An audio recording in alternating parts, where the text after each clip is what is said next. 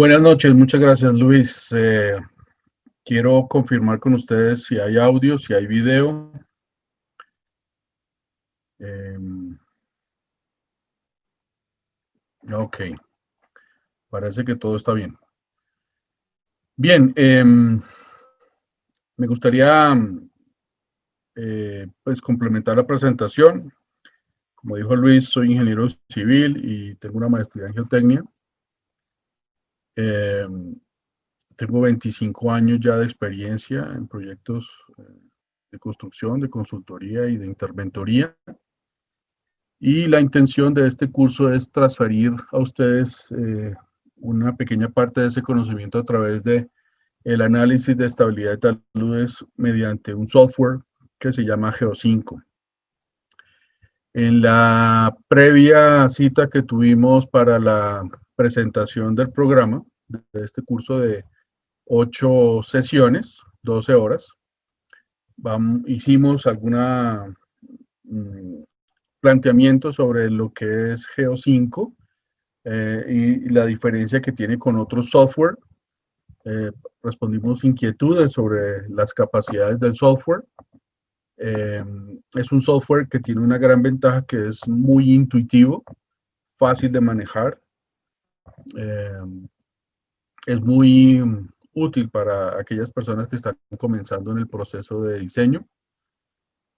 Tiene versatilidades interesantes. En lo que tiene que ver con el cálculo de factores de seguridad por equilibrio límite, pues es muy preciso comparado con otro software. Eh, Tiene algunas diferencias, como por ejemplo el manejo de modelos constitutivos y ventajas de lo que tiene que ver con diseño en 3 dimensiones. Este tiene apenas vista u observación en 3 dimensiones, más no diseño en 3 dimensiones, es decir, yo solamente trabajo sobre 2 dimensiones en lo que es el análisis. Eh, Quisiera comentarles que aquellas personas que pues hayan realizado suscripción, entonces podrán recibir de parte de ICC la presentación que hagamos hoy y a medida que vayamos avanzando en el curso, pues ustedes podrán recibir otro tipo de material. Entonces, por ejemplo, ustedes podrán recibir, por ejemplo, hojas de cálculo, eh, archivos de XF, archivos en DWG para los ejemplos. Eh, Espero que estén observando ya mi pantalla. Eh, y quisiera hablar, bueno, primero quiero confirmar si la pantalla se está viendo.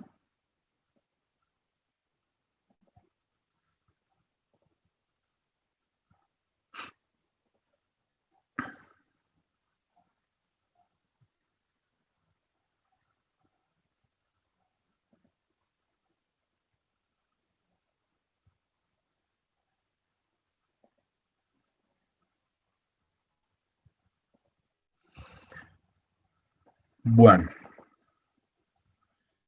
entonces vamos a describir un poquito lo que vamos a hacer. Eh, el día de hoy, la clase consiste en,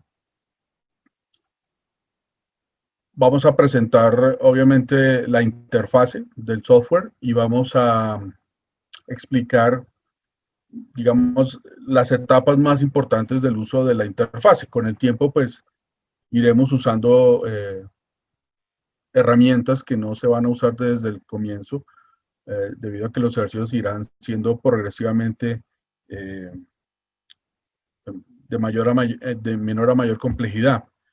Hay que tener presente que la plataforma en este momento pues es una plataforma de demostración o una versión trial y por lo tanto habrá muchas herramientas que estarán limitadas para el uso.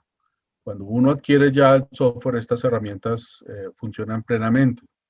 Les doy un ejemplo. Por ejemplo, la importación de archivos de XF.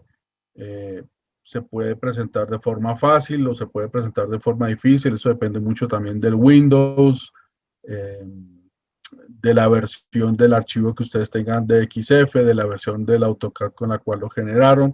Entonces, eso puede presentar algunas dificultades. Lo mismo la importación de datos desde Excel puede estar restringida. Eh, el grabado de información de archivos, es decir, todos los datos que vayamos haciendo durante esta sesión, al final si las queremos grabar no va a ser posible, el programa lo va a limitar. Tampoco podremos imprimir y por último tampoco podremos guardar imágenes o guardar reportes.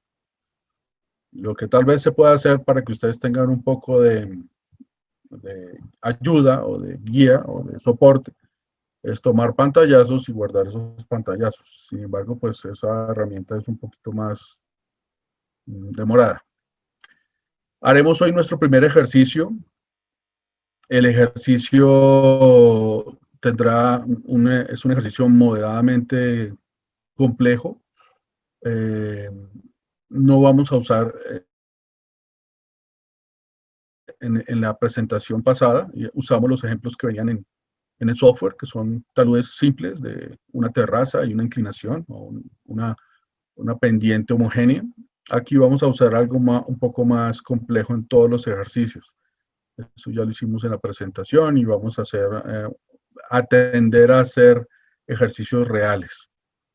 Donde ustedes vean en esta presentación, en este contenido, un corchete que dice caso, pues eso hace referencia a un ejercicio que tiene que ver con información real. ¿Por qué lo digo como ejercicio y no como un proyecto de diseño? Porque pues hay limitantes de tiempo y limitantes de volumen de información que se puede transferir para poder tener una experiencia más real de consultoría. Entonces aquí aterrizaremos los datos de los parámetros del suelo y los procesos de investigación y de obtención de la información, de dibujo y toda esa parte, pues ya estará completada para que ustedes puedan hacer los ejercicios. Repito, yo les doy todas las coordenadas de las superficies y de los estratos. Les doy el DXF de algunos de los ejercicios, pero repito, esto no necesariamente les va a funcionar, o sea que muchos se verán obligados a teclear las coordenadas. Pero pues como es un proceso de aprendizaje, eso pues es algo que en medio de todo es favorable y por esa misma razón yo les doy los temas y los archivos con tiempo. En este momento ya ICC tiene esos archivos y pues a los que ya estén inscritos pues les serán entregados esos archivos. Por ejemplo, para la próxima clase ustedes ya pueden ir subiendo, yo ahorita les digo cómo, ya pueden ir subiendo la información y pueden ir mirando si les funciona, si no les funciona, o si lo tienen que hacer a mano y pues tendrán un poco de tiempo para hacerlo a mano. En la segunda clase tendremos esos dos ejercicios que vienen ya, irán a sus correos y más adelante, la otra semana, haremos ejercicios con taludes de rocas y con evaluación de estructuras de contención y mirando la eficiencia de esa estructura de contención con respecto a la estabilidad del talud o ladera. Entonces, obviamente no podemos hacer muchos ejercicios, no hay tanto tiempo, pero sí seleccioné algunos muy prácticos, como por ejemplo gaviones, que es un proceso de diseño relativamente sencillo y hacemos la evaluación de la estabilidad de talud al terminar el diseño de los gaviones. Tengan en cuenta que estos diseños de gaviones, digamos que no es el objetivo del curso, pero es un plus adicional y lo haremos relativamente más rápido, pero pues atenderemos todas sus inquietudes.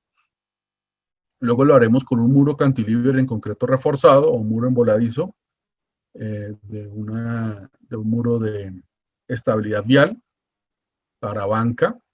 También en la tercera semana haremos análisis de pantallas de pilotes. Les tengo un caso real, un caso bastante interesante que ocurrió en Colombia. de un talud muy grande, de gran volumen, de más de 400.000 metros cúbicos de movimiento de suelo, y cómo se planteó esta solución en pilotaje. Se plantearon tres alternativas.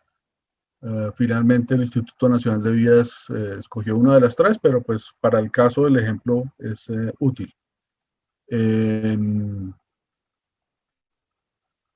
También hablaremos un poco de teoría, un poco de propiedades, más tengan en cuenta que ese no es el objetivo del curso. El objetivo del curso es el uso del software. Y terminaremos en la última semana con el cambio a otra plataforma de diseño que se llama GeoSlop, que tiene varios programas, 9 programas para diseño. Y de esos 9 usaremos 3. Uno que se llama el Slop W, el otro que se llama Sigma W y el otro que es Quake. Con los 3 haremos un modelo con las diferentes propiedades que tiene cada uno de ellos. Ejemplo, con ZIP vamos a mirar el tema de líneas de influencia de aguas freáticas. Con Sigma miraremos cómo son los esfuerzos y deformaciones de ese talud. Con Quake analizaremos el movimiento o los desplazamientos que sufre el talud debido a sismos. Sismos reales, no estoy hablando de análisis pseudostático. Más adelante les explicaré cuál es la diferencia de un diseño pseudostático y un diseño dinámico. Y pues obviamente haremos el análisis de equilibrio límite del mismo talud. Eso en general, yo no quiero demorarme mucho, hay varias cosas muy sencillas que quiero repasar con ustedes, no me voy a demorar más de 15 minutos tomando esta información. Hay algunos conceptos que ustedes deben tener claros a la hora de que estemos desarrollando la clase, pues ustedes verán que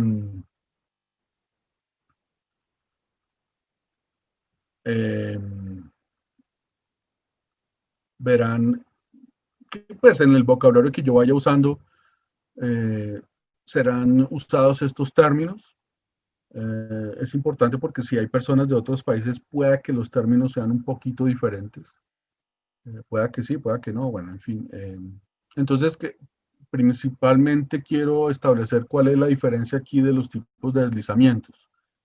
La diferencia entre una reptación, un flujo y un deslizamiento. Entonces, la reptación es un movimiento que tiene una velocidad muy baja, que tiene como principal escenario un problema o una discontinuidad geológica, un cambio de material que tiene una condición especial de volumen, y lo que debemos pensar es que es como una especie de volumen de suelo que se desplaza muy lentamente a lo largo de una ladera o de un talud de forma sin rompimiento. Entonces, esto es a lo que hace referencia el tema de cambio de volumen. Un cambio de volumen es cuando aparecen las fisuras, cuando aparecen grietas, cuando se abre el suelo, en pocas palabras, entonces ahí hay un cambio de volumen. Entonces, en la reptación ese cambio no existe. Hay movimiento constante y en el momento en que esa masa de suelo se rompa, colapse de alguna forma, pues ya deja de ser creep y se convierte en un deslizamiento. Los flujos usualmente son movimientos de mayor velocidad, usualmente implican la presencia de agua, pero no siempre. A veces el viento es el que los promueve a moverse.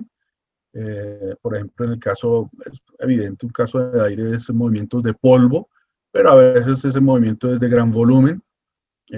Movimientos de rocas que pueden ser causados por vientos, por la filtración de este viento entre las diaclasas de la roca, que pueden generar presiones que hacen desprendimientos. Lo mismo ocurre con el agua, entonces hay todo tipo de flujos. Y obviamente a mayor presencia o a mayor contenido de agua, el flujo tenderá a tener un nombre distinto y tendrá velocidad diferente. Y finalmente el deslizamiento es un movimiento que tiene una velocidad moderada a alta. Eh, Principalmente son masas de suelos, eventualmente con presencia de rocas. Y la gran diferencia con los demás es que en un deslizamiento se puede definir con gran, no me refiero a precisión, sino con gran o alta posibilidad, una frontera, un espacio, una superficie eh, que voy a llamar de alguna forma pues, la superficie de falla, o lo voy a llamar el mecanismo de falla. Y se llama mecanismo de falla porque en esa superficie ocurren que en realidad no es una superficie de cero espesor, sino es una superficie que tiene un espesor que varía entre 1 y 10 centímetros. Es una superficie en la cual me refiero al espesor en volumen. Eh, es una superficie que yo analizo en 2D para establecer cómo es ese mecanismo o esa falla de resistencia donde las fuerzas que provocan el movimiento vencen a aquellas que los soportan. De ahí parte el principio del equilibrio límite. Cuando esas fuerzas son iguales, es decir, las que provocan movimiento y las que soportan que una masa se vaya a desplazar, si están en equilibrio, eso es a lo que llamamos equilibrio límite. Cuando uno de los dos es mayor a la otra, pues entonces habrá un equilibrio diferente, un excedente a favor de alguno de los dos.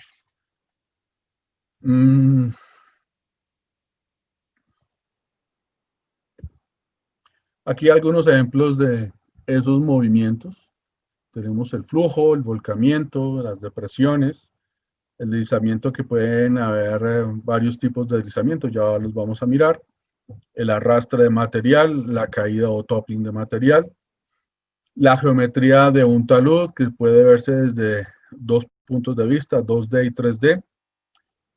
Repito, en el caso de Geo5 es un software que la entrada de datos se hace para un problema 2D, y si uno tiene condiciones 3D muy heterogéneas, pues entonces con un software como Geo5, como Slope, habría que hacer un análisis por secciones o por cortes. Algunos software permiten introducir información en la tercera dimensión. Sin embargo, su eficiencia, pues, me explico, no es que sean malos, sino que lo que ellos hacen es como mantener el volumen en memoria, en la memoria del software, y ellos lo que hacen es hacer eh, pequeñas diferencias o elementos diferenciados pequeños, o algunos lo llamarán diferencias finitas, y hacen el mismo análisis de talud 2D, lo hacen muchas veces, y lo que hacen es hacer un análisis matricial de esas tendencias. Eso sí es un diseño 3D. Bueno, como les decía, en presencia de fuerzas naturales externas, como por ejemplo sismos, como por ejemplo precipitaciones, deforestación, movimiento de semovientes, cortes de obras, todo eso es lo que genera o causa movimientos de todo tipo, especialmente los deslizamientos. Y en el análisis de ingeniería lo que busca es definir una geometría del movimiento y localizar la superficie de falla, con la consecuente parametrización o entrega de datos que permitan que esas superficies y que esos volúmenes tengan condiciones medibles para poder establecer su movilidad. En lo que tiene que ver con flujos, pues hay, como lo dije hace un momento, lo impliqué, flujos de roca, de detritos, avalanchas, cada uno tiene diferentes velocidades, pero pues no me voy a poner a detallar eso. Ahí está la información para que ustedes la lean un poquito. Lo mismo aquí con el tema de lodos y de suelo. Nos vamos a concentrar en deslizamientos, que es lo que analiza un software como Geo5. Los procesos de erosión, cómo causan deslizamientos mediante el desprendimiento o el vencimiento de la resistencia al corte de cada una de las partículas o de los bloques de suelo. Eso depende mucho del tipo de movimiento. A veces los desprendimientos son por bloques, a veces son por partículas o por grupos de partículas. El mecanismo de falla puede ser de muchas formas. Aquí les planteo para que ustedes lo analicen con calma las formas o las partes que uno puede tener dentro de un deslizamiento. Y aquí quiero destacar dos o tres rápidamente, que son la corona, que es donde está, que está la parte superior del movimiento, y el pie, que es la parte final del movimiento. Cuando yo digo la parte inicial y final, no estoy diciendo que la corona inicie el deslizamiento o termine en el pie.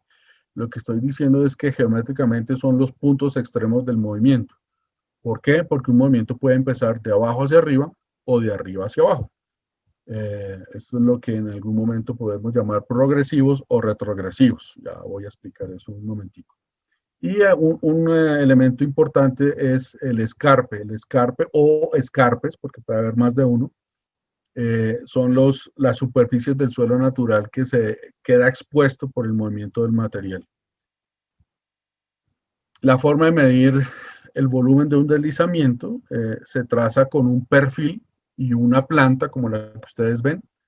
En el perfil ustedes van a medir el desplazamiento de la corona al pie, como expliqué hace un minuto, y desde la punta más lejana, que está en el punto B de la parte inferior del perfil, a la corona también. Entonces, entre la corona y el pie hay una medida y entre la corona y la punta hay otra medida.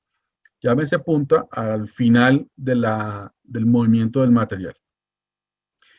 De tal forma que como hay dos puntos de referencia, podemos generar dos ovoides, no son óvalos perfectos, pero sí son ovoides, que yo puedo aproximar a formas de óvalo o con medidas de un óvalo, como está en la parte superior en planta, de tal forma que yo tengo dos posibilidades. Un óvalo que describe la superficie que tuvo movimiento, o sea, la superficie de falla, y el otro óvalo que es la superficie que genera el contacto del material movido con el subsuelo natural. Con base en estas dos medidas o en estos dos óvalos que tienen su ancho, su largo, el largo medido diagonalmente y las alturas, tenemos la altura del movimiento y la altura de corte, que son dos cosas distintas, está explicado en la parte derecha, pues con esas medidas podemos sí, verificar una aproximación muy buena del volumen de material que se ha desplazado.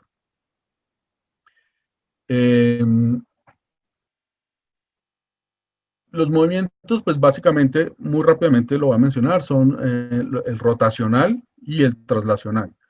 Y dentro del rotacional puede ser circular o no circular.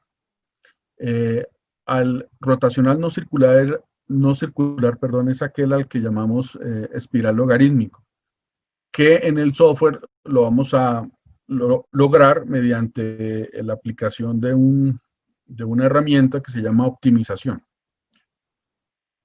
¿Cuál es la diferencia?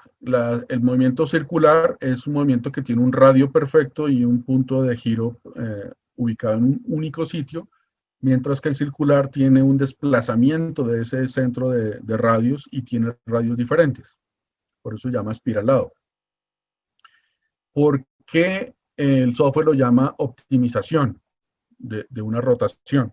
Pues por la sencilla razón de que en la naturaleza no todo es perfecto y lo que realmente ocurre en un mecanismo de falla es que los contactos se sueltan, la cohesión desaparece o la fricción desaparece o por el camino más débil. Es como explicar de alguna forma, es que hay dos partículas en contacto con una tercera, entonces una de las tres va a fallar. Dependiendo de cuál de las tres falle, pues el movimiento seguirá esa ruta.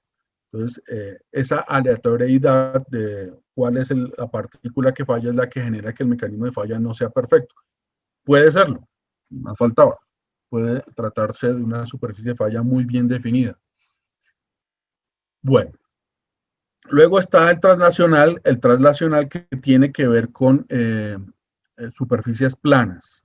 Superficies planas no significa que sea diagonal, totalmente diagonal, o totalmente horizontal, mucho menos, ¿no? Horizontal no podría ser porque no habría un movimiento definido, no habría posibilidad de un movimiento definido, pero tampoco se trata de superficies perfectamente planas. Se trata de múltiples superficies que tienen tendencia a ser planas. De eso se trata, como una especie de cuña un material en bloque definido, no necesariamente un bloque totalmente cuadrado o paralelepípedo, pero sí bloques. Eh, ese conjunto de bloques es el que genera un movimiento traslacional. Mm, podemos tener que ambos tipos de movimientos, tanto el rotacional como el traslacional, pueden ser múltiples o simples. Múltiple significa que hay muchos movimientos o muchos grupos de movimientos o muchos elementos en movimiento o muchos volúmenes diferentes en lo que tiene que ver con las etapas del movimiento. O sea, se desplazaron en tiempos diferentes. Y si es uno solo, pues es obvio que se llamará eh, simple. Y puede ser sucesivo o retrogresivo, como lo mencionaba hace un momento. Entonces, esa diferencia, para que traten de no confundirse, está asociada a la dirección del movimiento. Entonces, todos, digamos, pueden simplificar el hecho de que el material se va a mover hacia donde la gravedad lo permite o lo facilita. Entonces, yo lo que puedo tener es que el material siempre va a caer hacia abajo. Eso no quiere decir que vaya a subir, más faltaba. El material que se mueve o está en traslación siempre va en la dirección de la gravedad. Y obviamente restringido por la pendiente del talud y esto genera el deslizamiento. A lo que estoy refiriéndome es a cómo se causa o cómo aparece la superficie de falla. Eso sí es distinto. Entonces la superficie de falla puede ocurrir de arriba hacia abajo o de abajo hacia arriba. Cuando ocurre de arriba hacia abajo se llama sucesivo porque la aparición del mecanismo de falla o de rotura lleva la misma dirección del movimiento del material caído. Y se llama retrogresivo cuando pues obviamente el movimiento de la superficie de falla es en dirección contraria hacia donde cabe el material. Esa es la diferencia entre sucesivo y retrogresivo. Las causas de que sea, por ejemplo, retrogresivo, de que falle de abajo, la falla de abajo hacia arriba, porque el material sí siempre caerá hacia abajo, puede ocurrir, por ejemplo, y es muy común en la construcción de obras civiles como la infraestructura vial. Cuando yo hago cortes para hacer una banca vial, lo que usualmente ocurre en el contorno o borde de una ladera es que yo estoy desconfinando material. Y al hacer el desconfinamiento es como si yo le estuviera quitando el material de apoyo al que está inmediatamente siguiente y este se va a soltar y luego va a soltar al de arriba y así sucesivamente. Entonces, si el material empieza a soltarse desde abajo hacia arriba, se llamará retrogresivo. Pero puede ocurrir que cuando yo haga el corte de mi nueva banca, el material esté perfectamente estable y sea por causas en la parte superior que se genera el movimiento. Entonces puede ser por filtración, puede ser por erosión, puede ser por sismo, etcétera, etcétera. Entonces estamos hablando es cuando el material tiene una mayor influencia en lo que tiene que ver con la masa volumétrica que tiene potencial de movimiento. En el caso de la falla traslacional, pues también puede ser múltiple. Y hay unos casos de cuñas perfectas y otras que se llaman cuñas espaciales. Entonces, una cuña perfecta tiene algo parecido como el análisis que estamos haciendo de sucesivo y retrogresivo. Entonces, una falla plana en cuña es aquella que tiene superficies totalmente planas y hay un desplazamiento en la misma dirección de la caída del material. La superficie de falla aparece en el mismo proceso o en la misma dirección. Y hay unos que llaman de energía espacial porque los bloques usualmente se levantan, no se mueven en la dirección hacia abajo, sino se levantan pues, instantáneamente, unos minutos o unos segundos, y luego sí caen. ¿Por qué se levantan? Es como si ustedes pensaran un poco en que los costados de un movimiento tratan de hacer sándwich al material que está en el centro y lo comprimen de alguna forma, y este material antes de caerse, pues cede en su volumen, se levanta y luego cae. Eso es lo que ocurre con un movimiento espacial o de energía espacial.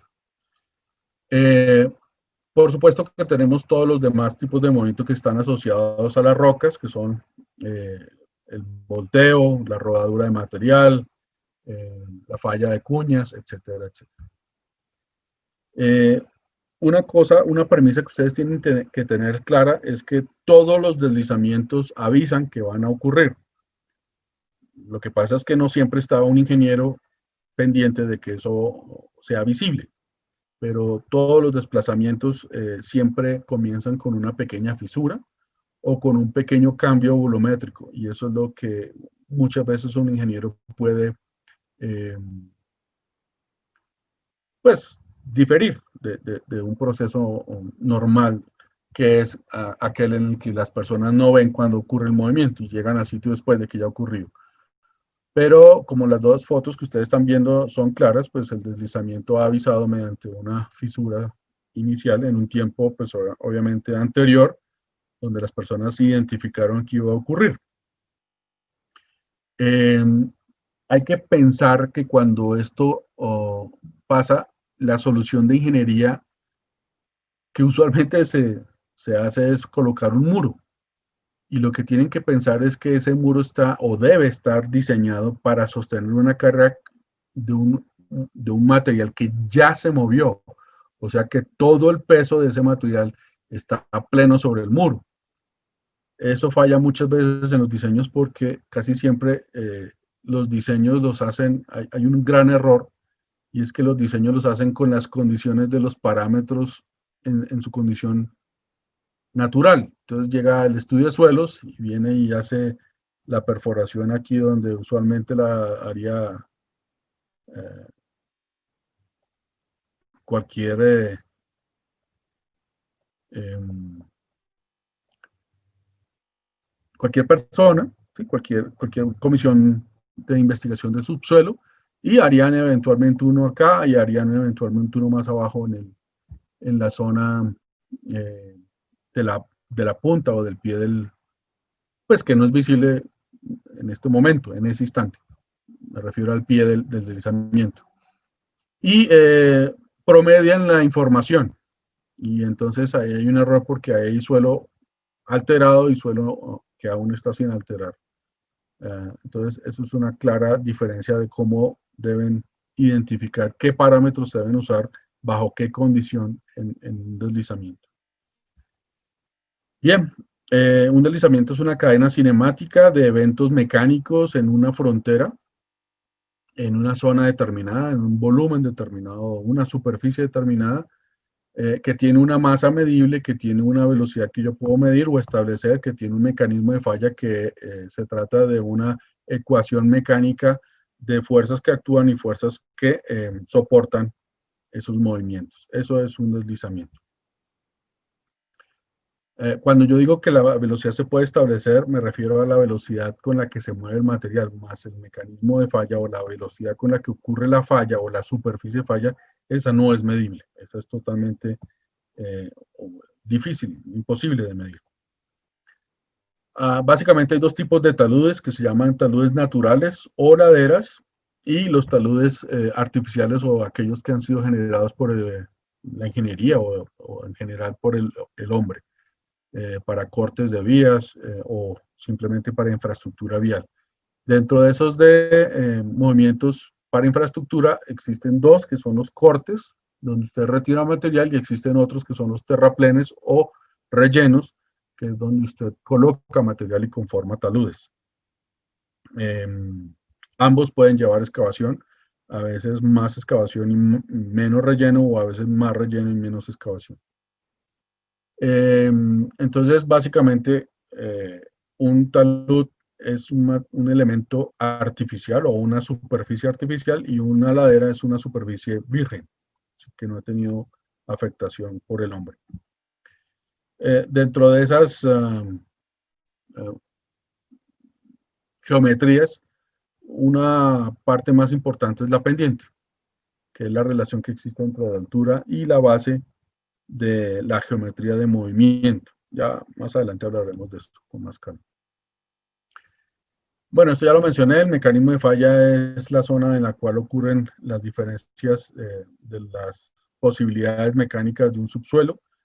Básicamente las fuerzas que actúan son las masas, llámese masa del suelo, llámese fuerza externa, digamos un peso, por ejemplo, de un edificio, eh, cargas externas como filtraciones de agua o fuerza de infiltración, producida por precipitación, obviamente, y las fuerzas internas, que son las fuerzas que tiene propiamente el suelo, como la resistencia al corte, la cohesión y que son, pues la cohesión y el ángulo de fricción interna, que son fuerzas que van a ayudar a darle una resistividad al corte al suelo. Resistencia al corte significa resistencia a no generar falla. Eso es corte, resistencia al corte. Es el esfuerzo capaz o el esfuerzo pico o el esfuerzo máximo que puede soportar un suelo para ser cortado o dividido en dos partes o en varias partes. Bien, dentro de las observaciones que uno debe hacer en terreno, pues obviamente está la exploración visual y adicional a ella debe hacerse investigación. Hay varios tipos de investigación. En algunos países la separan entre definitivas y preliminares eh, o visitas visitas de campo. Y está la exploración directa y la exploración indirecta. La exploración indirecta es aquella que toma muestras para llevar al laboratorio y la investigación indirecta es aquella que usa la geofísica, como por ejemplo líneas superficiales o downhole o un crosshole, que son líneas profundas, eh, mediante excitación mecánica y medición de velocidad de onda de corte y velocidad de onda de compresión, mediante equipos con sensores que van a determinar las propiedades de las capas subsuperficiales. La intención de todas esas observaciones de diferentes tipos, yo aquí estoy hablando muy escuetamente porque pues de cada una de ellas habría que hablar con mucha calma y definir varios conceptos respecto a cada una de ellas, pero en general todas buscan encontrar o definir dónde se encuentra el mecanismo de falla y qué propiedades tiene el subsuelo para haber definido ese mecanismo de falla. Con base en esa información se presentan soluciones y se presentan modelos que van a generar esas soluciones. Modelos existen de muchos tipos, gráficos, matemáticos, computacionales, etcétera, etcétera. El reconocimiento de campo mínimo es esta lista que les estoy presentando aquí, como para darles una guía de que hay cosas que uno no puede pasar por alto. Por ejemplo, el color de estas, voy a escoger una que es muy curiosa, que es el color de la vegetación. Muchas veces una vegetación de color muy verde, un verde profundo, implica que hay una muy importante presencia de agua o de humedad. Mientras que cuando uno ve esa vegetación seca o, digamos, no, con un color no muy fuerte, eh, me refiero en intensidad, ¿no? Estoy hablando de tonos de colores, porque el tono de color pues varía dependiendo de la especie que yo estoy manejando, de la especie que estoy observando. Me refiero a la intensidad del color que tenga esa especie. Eh, Eso va a ayudar a que, digamos, definan la presencia o no sin haber medido la condición de magnitud de agua o ubicación del nivel freático o la tasa de infiltración o alguna de ese tipo de cosas, o el RU. Bueno, más adelante hablaremos del RU. Eh, la inclinación de esa vegetación, por ejemplo, la presencia o no de los que tienen un poquito de experiencia en campo, saben que si van montados en mula o yegua o un animal pues, de este tipo, un burro, estos animales por ninguna razón se van a meter en una zona de deslizamiento por más que usted intente llevarlo sobre esa zona. Eso es un indicativo de que el material ya está suelto y el animal sabe que eso está suelto o lo siente en sus miembros y por tanto no se va a desplazar. Eso es un pequeño indicativo, la presencia de pájaros en los árboles o no. La no presencia, pues obviamente la no presencia no significa que haya movimiento, sino significa que hay probabilidad de que ese elemento, llámese árbol, llámese, pues tenga ya algún desplazamiento. Es un posible indicativo. Las fisuras, goteos de agua, en fin. De toda esta lista de conceptos quiero destacar uno. Ya, la mayoría sabe que es un ángulo de fricción interna, y que es un ángulo de reposo y que es un ángulo residual. Si no, ahí están los conceptos y si aún con ese concepto ahí tienen dudas, pues con mucho gusto aclararé esas dudas mediante un mensaje o correo electrónico. Pero quiero destacar el ángulo de dilatancia porque es realmente este el que define cuándo hay deslizamiento. El ángulo de fricción interna no define que haya deslizamiento, define cuál es el punto de partida para que haya un deslizamiento. Entre más ángulo de fricción interna, pues menos propenso es un suelo a, a moverse, o más esfuerzo de corte va a tener. Lo mismo, si el ángulo de reposo es muy bajo, pues más propenso será a moverse. Pero no define en qué momento ocurre el deslizamiento. El que define eso se llama el ángulo de dilatancia. Y me va a permitir leer esos dos renglones que dicen, es la relación entre el incremento de formación volumétrica plástica y el incremento de formación cortante. Es decir, es la posibilidad de que un suelo pueda aumentar su volumen mientras recibe carga. Así es. Si al recibir un suelo carga no cambia de volumen, pues tiene un ángulo de dilatancia bueno, pero si ese volumen empieza a cambiar, y entiende ese cambio de volumen no como que se está hinchando, sino que está apareciendo fisuras, los vacíos empiezan a generar unión entre ellos, van generando grietas o discontinuidades, etcétera, etcétera. Eso es un cambio de volumen. Una falla, en pocas palabras. Esa relación entre carga y volumen es la que se define como ángulo de dilatancia. Es bastante difícil de medir, hay muchas teorías sobre cómo se debe calcular o estimar, pero medir es imposible. Bueno, esto ya lo sustenté, que es un equilibrio límite, que es la relación que existe entre unas fuerzas que se llaman actuantes y otras que se llaman resistentes. Y eso lleva a hablar del concepto de factor de seguridad. La relación entre ellas, la favorabilidad de una con respecto a la otra, es lo que nosotros calculamos como factor de seguridad y eso es lo que el software nos va a entregar para que nosotros podamos definir cuál es la actuación que debemos tomar, si es necesario o no hacer la estabilidad o generar la estabilidad. Aquí tengo varias condiciones de influencia sobre la resistencia, es decir, cómo puede afectar la estabilidad cualquier agente. El más común, obviamente, es el agua. Cómo puede afectar el agua a los materiales, bajo qué condiciones sí, bajo qué condiciones no. Les pido el favor que se echen una leída a esto que pues, me demoraría bastante en explicar este cuadrito, pero es simplemente un algoritmo de la influencia que tienen los agentes sobre el movimiento. Lo mismo este cuadrito o este algoritmo que trata de generalizar cuáles son los tipos de métodos de análisis, cuáles son precisos, cuáles no son precisos. Como ustedes ven en el que dice no preciso o no exacto, pues no hay ningún comentario, pues no se trata de denigrar a nadie, sino que hay métodos que no son útiles. Tal vez más adelante sí hago un poquito de comentario sobre eso. Y otros que son muy precisos, que son los métodos numéricos. Geo5 es un software que se basa en métodos numéricos para calcular o definir las resultantes de ecuaciones de equilibrio límite. El método que usa de fondo Geo5 es el de dovelas, no usa análisis global.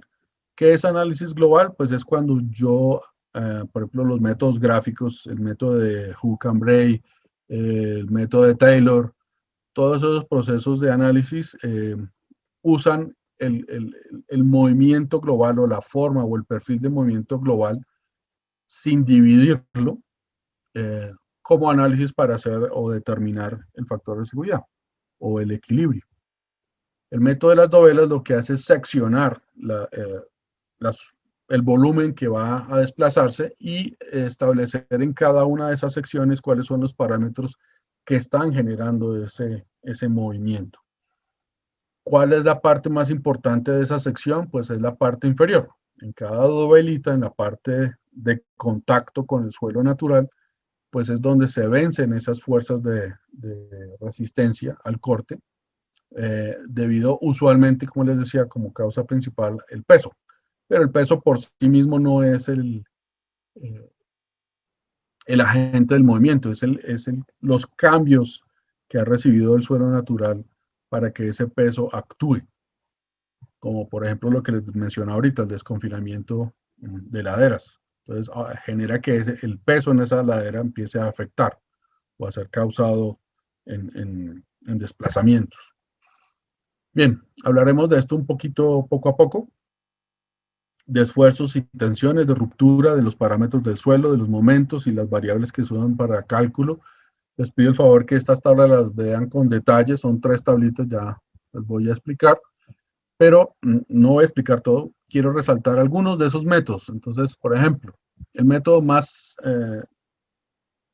en general, el método más simple se llama el método de Felenius o método ordinario, y todos comenzaron a existir o a coexistir gracias a este método que nació de un análisis gráfico global y que pues está basado en la teoría de Mohr-Coulomb, en la resistencia al corte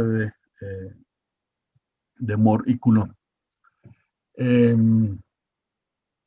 El análisis se hace en condiciones drenadas o en condiciones no drenadas. Cuando yo hablo de condiciones drenadas y no drenadas, no estoy hablando de que haya un filtro que salga agua o que permita la salida de agua o que esté escurriendo agua o que se esté secando el suelo. Es algo que pues para muchos podrá ser muy obvio, pero para otros, sobre todo para los que están comenzando en la vida profesional, todavía no es muy claro. Resumo, una falla drenada, ojo, lo que estoy diciendo, una falla drenada consiste en la ruptura o aparición del mecanismo de falla en esa superficie de deslizamiento una vez ha ocurrido desplazamiento de agua. Poca, mucha, la que sea, pero ya ocurrió ese proceso de movimiento de agua. Mientras que una falla no drenada es aquella en la que ocurre esa superficie de deslizamiento sin que haya ocurrido la salida de agua. Entonces alguien dice, bueno, ¿cómo hace el suelo para permitir o no permitir la salida de agua? Pues la respuesta es muy simple, es su permeabilidad. Cuando el movimiento es muy rápido, muy estrepitoso, por ejemplo, causado por una lluvia instantánea, ahí no estamos hablando de condición drenada. Si nunca el talud ha tenido un movimiento, llueve, esa llovizna aumenta el peso o la masa del suelo e inmediatamente se rompe en cuestión de horas, pues es una falla no drenada, porque esa falla, en la superficie de falla, no existe desplazamiento de agua, porque el agua viene desde arriba, viene desde de la atmósfera, no está en el suelo. Esa que está generando el aumento de la masa. En cambio, si yo tengo, por ejemplo, un talud en arena, que es un material muy permeable, y hay, por ejemplo, flujo freático o nivel freático, sencillamente, ya esté en condición de estanqueidad o no, pues esa posibilidad de que los espacios intersticiales entre la arena permitan el movimiento de agua es la que va a generar la posibilidad de que el agua atraviese o pase o se mueva a través de 2 granos y esa posibilidad hace que los 2 granos se separen. Entonces eso es una falla muy diferente. Las fallas no drenadas usualmente son rápidas, estrepitosas, y las fallas drenadas son lentas, porque se necesita la salida de agua. Y en el caso de las arenas, pues el movimiento de agua o el flujo de agua es muy rápido, pero en el caso de las arcillas, este flujo es bastante más demorado. No voy a decir qué tan demorado porque eso depende mucho de su distribución granulométrica y permeabilidad. Bueno, de los métodos de análisis tendré que decir que el método de Felenius, pues si bien es el más fácil de calcular a mano, no es el más expedito ni el más preciso. pero sí da un acercamiento importante. Normalmente los factores de seguridad son más bajos. El método de Jambu tiene muchos problemas de análisis de fuerzas de equilibrio, y por lo general no se debe considerar, no se recomienda tenerlo en cuenta. Mientras que el de Bishop simplificado es uno tiene muy buena aproximación, es uno recomendado para que sea usado. Tiene el problema de que como el factor de seguridad está intrínseco en la fórmula de análisis, pues obviamente necesita iteraciones y por eso un software tiene que ser usado para hacer ese cálculo. En cambio, en el de Felenius no hay factor de seguridad intrínseco, es un simple equilibrio de fuerzas y es muy fácil de determinar a mano. Eh, los, los métodos más usados son el de Spencer y Morgenstern and Price, y la razón de ese uso es que considera fuerzas y momentos simultáneamente para hacer el análisis de equilibrio. Cuando yo hablo de fuerzas y momentos, estoy hablando de las dovelas, de todas las fuerzas y momentos que ocurren dentro de cada una de esas tajadas. Existen otros métodos. Bueno, aquí hay una imagen de Felenius. Yo les dejo un ejercicio ya hecho para que ustedes puedan hacer un análisis a mano. Van a ver ahorita un par de tareas que les voy a dejar que están asociados a este método. Es muy fácil de calcular. Esto es solo una imagen para que ustedes vean cómo con una simple tabla de cálculo de volúmenes y de pesos de cada dovela, llegó muy fácilmente al factor de seguridad por este método. El método de Bishop se basa en el mismo procedimiento de cálculo, pero el problema está en que la ecuación de análisis tiene involucrado el factor de seguridad dentro de la fórmula de cálculo. Entonces, yo necesito determinar este factor de seguridad, pero resulta que dentro de la fórmula también está, lo cual implica iteraciones. Estas son las fórmulas de Bishop y Jambu modificados. Más tarde hablaremos de las variaciones que tiene Morgenstern and Price, que es el método más completo, y la razón por la cual es el más completo es muy simple. La interacción entre las dovelas no es unidireccional ni no es de esfuerzo de contacto simple. Lo manejan con diferentes condiciones de contacto, porque es que cuando una dovela se está separando de la otra, pues está cambiando constantemente esos contactos y por ende cambian los esfuerzos. Entonces Morgenstern and Price propuso varias formas de analizar esa diferencia de contactos. El método de Sarma, bueno, el de Spencer, que es uno que digamos muy paralelo al de Morgenstern and Price, lo que hace es establecer una forma más compleja de analizar los esfuerzos en el contacto entre las dovelas, pero estos esfuerzos son constantes, así que por eso es un método menos usado, pero también, cuando digo constante no es que sea un número, sino que son ecuaciones mucho más definibles, mucho más cerradas o polinómicas, pues, ecuaciones muy sencillas. Mientras que las de Morgenstern and Price estamos hablando de ecuaciones hiperbólicas, ecuaciones sinusoidales que pueden hacer un análisis mucho más diferencial de los contactos. El método de Sarma lo que hace es implicar la presencia de que las fuerzas dinámicas externas, o sea, llámese sismos, están involucradas en los contactos de estas dovelas y por eso se convierte en un método bastante útil, muy significativo. Existen otros métodos, aquí quiero hacer una claridad. Estos métodos no están, hasta aquí, hasta lo que les he hablado, están contenidos en todos los software. Eventualmente hay uno o dos software adicionales que sí tienen los dos que voy a mencionar, pero la mayoría de los software en el mundo no usan sino los que acabo de mencionar. Hay otros más complejos, métodos analíticos de mayor complejidad, como por ejemplo el de la Comisión Norteamericana de Carreteras en el estado de Maine, propuso un método de análisis donde hace o plantea un estado de esfuerzos entre las dovelas o entre las superficies de estos contactos que les he mencionado, muy diferente a todos los demás métodos. También está el método del MIT, aún un poquito más complejo, muy parecido al de Morgenstern and Price. La única diferencia, digamos, con Morgan Price es que el contacto, las presiones pasivas, presiones pasivas y activas, ustedes deben recordar, son los empujes que el suelo genera de una dovela a otra. Entonces, en el método del Instituto Tecnológico de Massachusetts, eh, simplifican de alguna forma ese contacto y lo vuelven un contacto sin fricción. Por eso usan los coeficientes de Rankine para ese contacto, mientras que Morgan Stanley Price usa los coeficientes de Coulomb, que sí implican fricción.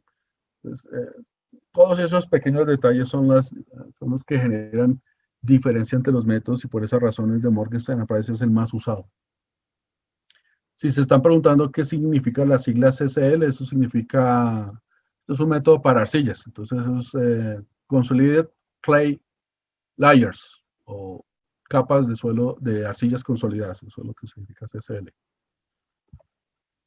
Bien, para hacer análisis pseudoestático en un software se necesitan las condiciones de cómo se regionalizan las zonas o las localidades en cada país.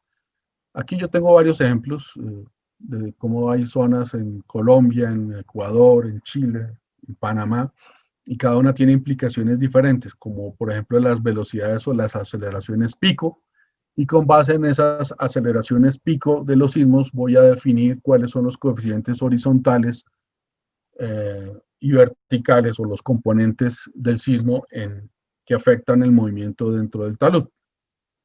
Esto apenas es general, eso lo veremos más en detalle. Para cada país se hace de una forma usualmente distinta, pero todas se basan en los mismos criterios que más adelante les voy a mostrar, que vienen de Estados Unidos y de Europa. Cada país adopta su propio método, pero pues aquí hablaremos de algunos de ellos. En el caso de Colombia, de cómo se calculan estos coeficientes horizontales y verticales a partir de la aceleración pico y cómo convertir ello en un coeficiente pseudoestático. Aquí viene la definición de qué diferencia hay entre un análisis pseudoestático y un análisis dinámico. La diferencia está en que el dinámico es más real, eso creo que es obvio, porque está tomando la aceleración real del sismo en todo momento del sismo.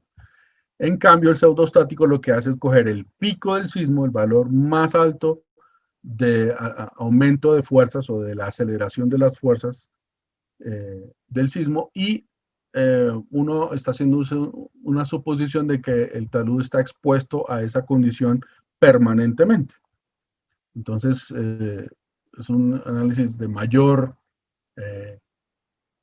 incidencia para los movimientos.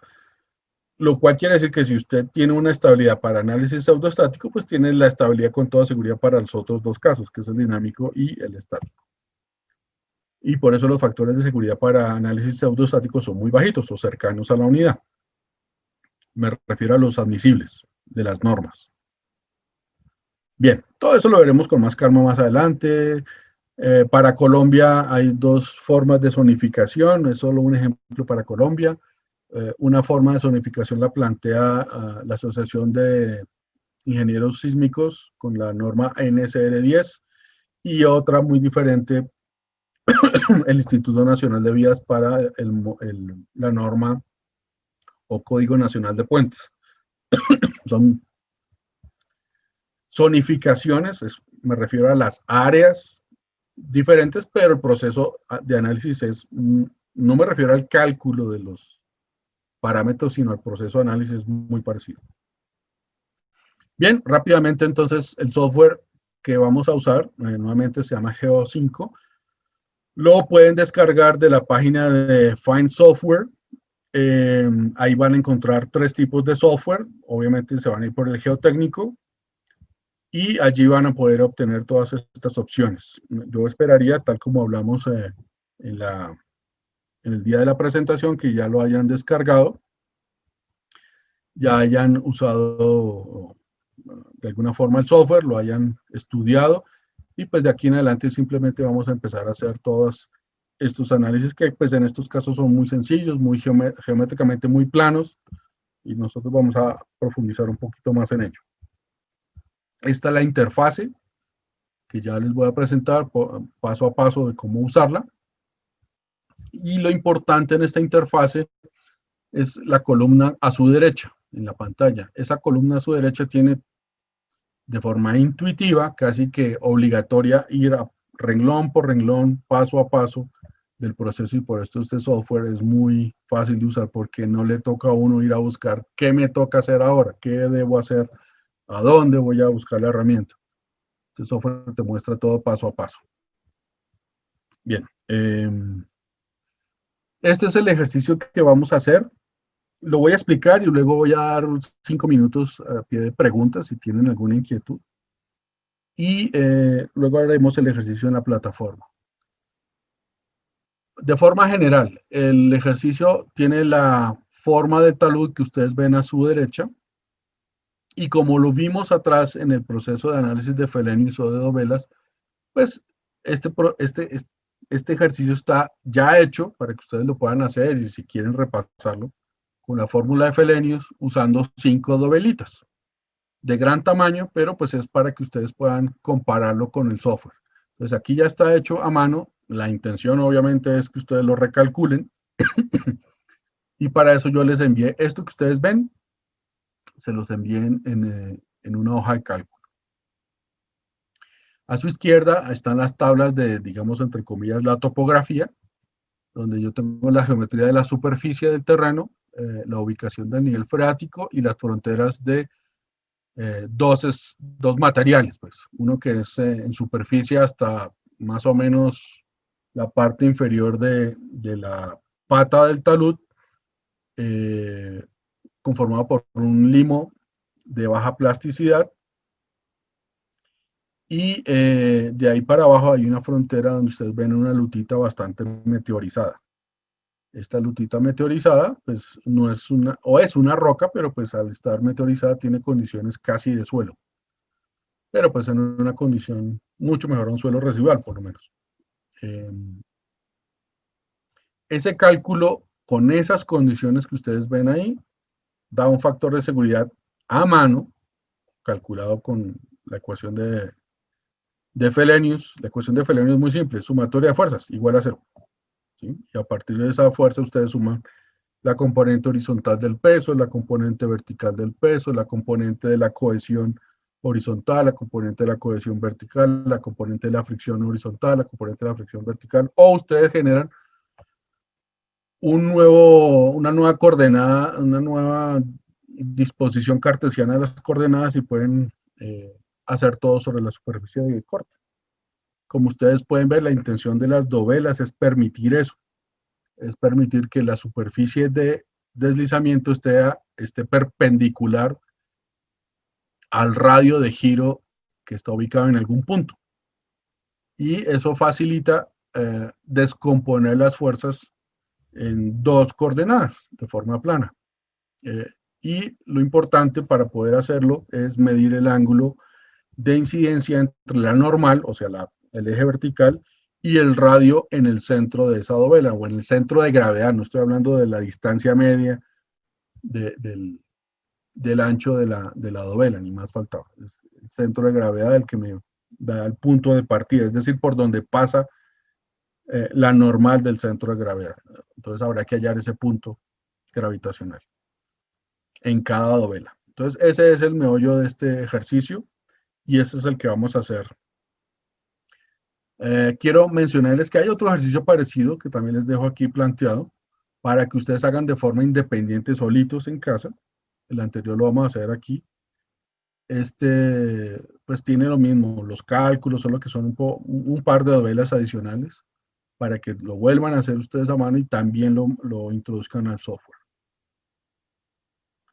Para el día jueves, de una vez me anticipo, tienen dos ejercicios, el número 2 y el número 3, y la información debe llegarles a su correo electrónico. No sé si hasta ahí hay alguna pregunta.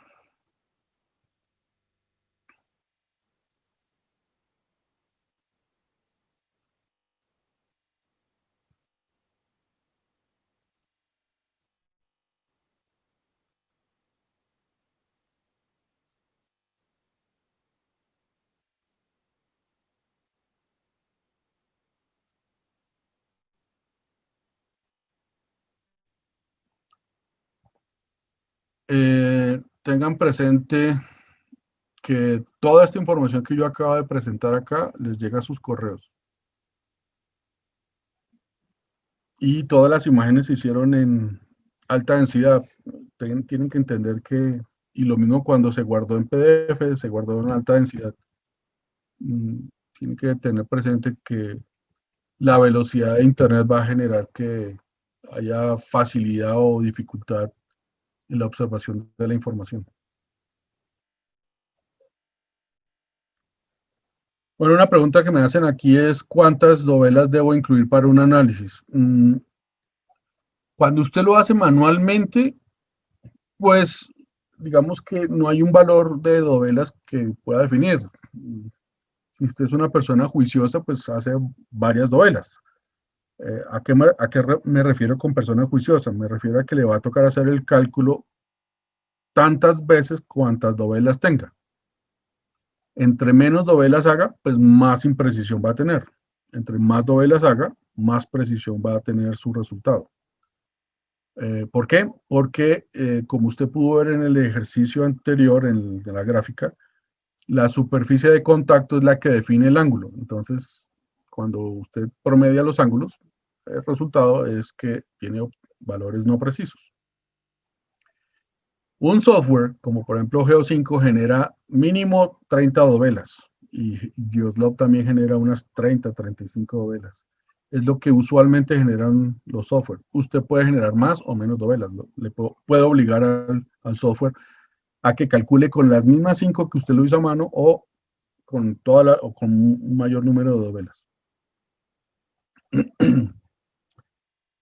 eh,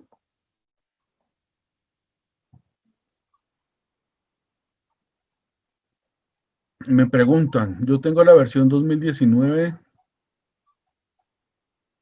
Ok.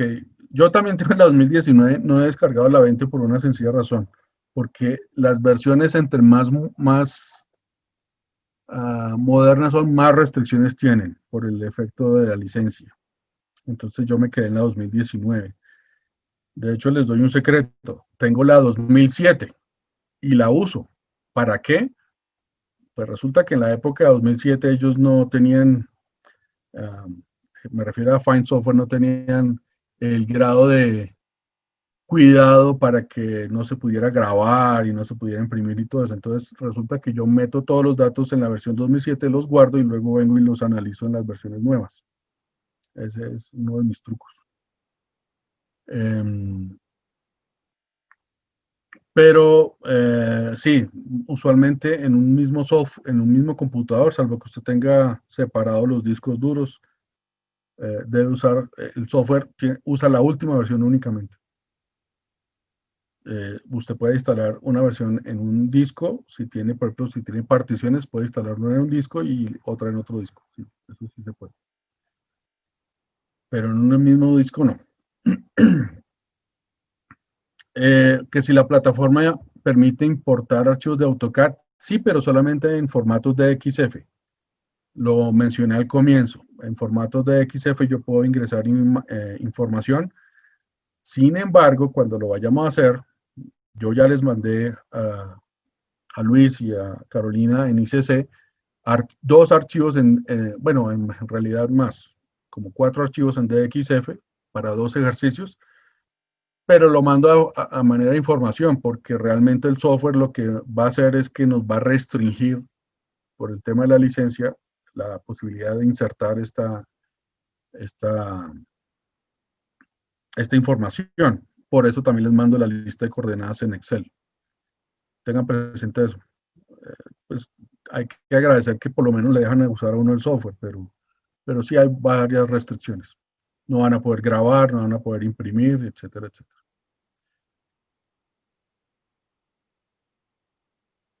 Me preguntan que si en el caso de rocas, se pueden simular como suelo o propiamente como rocas.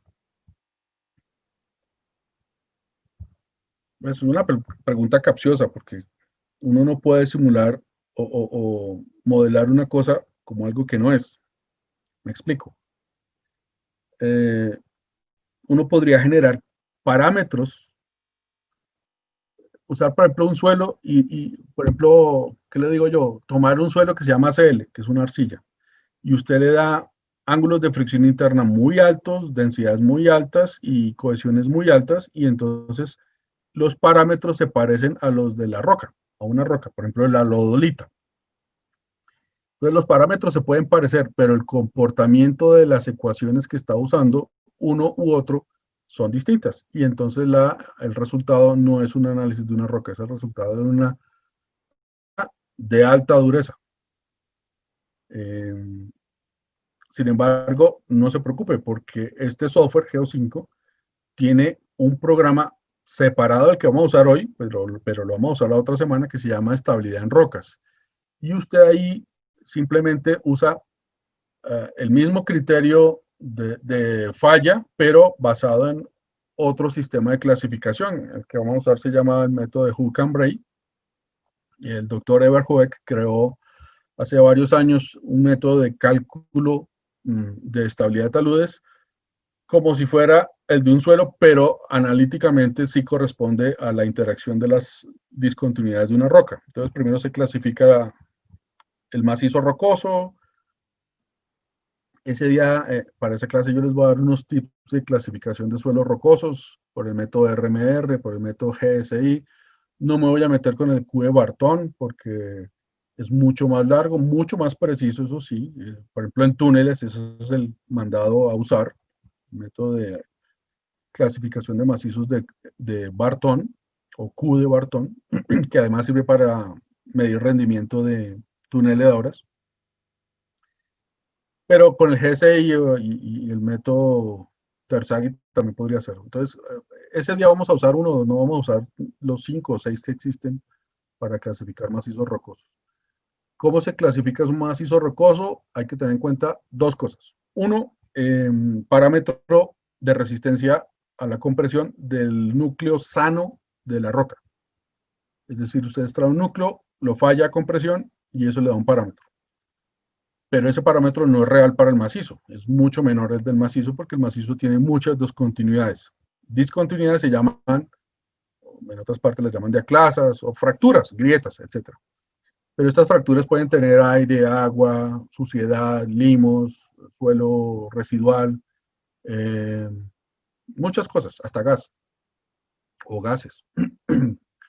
Y esto hace que al ser un colchón, si me lo permiten hablar, es un espacio donde no hay contacto directo, pero haya contacto a través de lo que hay dentro de la fisura, pues eso explicaría que cada uno, si usted tiene una roca sana y la comprime, la roca estalla o se deforma con la compresión máxima y se rompió. Pero en un macizo rocoso, supongo que usted aplica una carga que no es la máxima, pero sí suficiente para que un bloque se desplace con respecto al otro bloque debajo a través de esa discontinuidad. O sea, usted desplaza los dos bloques. Usted no rompió la roca, ni arriba ni abajo, o en ninguno de los dos bloques, pero sí generó una deformación. Eso es lo que se llama una deformación plástica de un macizo rocoso. A mucha gente, sobre todo a los jóvenes, les causa confusión cuando se habla de deformación plástica de las rocas, sabiendo que son materiales de alta rigidez.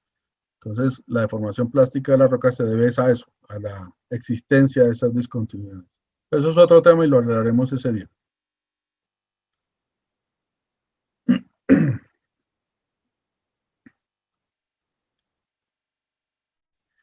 Pregunta que si es posible modificar la interfase cuando se importa en DXF, ya que algunas veces no permite modificar estas. Sí, eso es verdad. Casi siempre.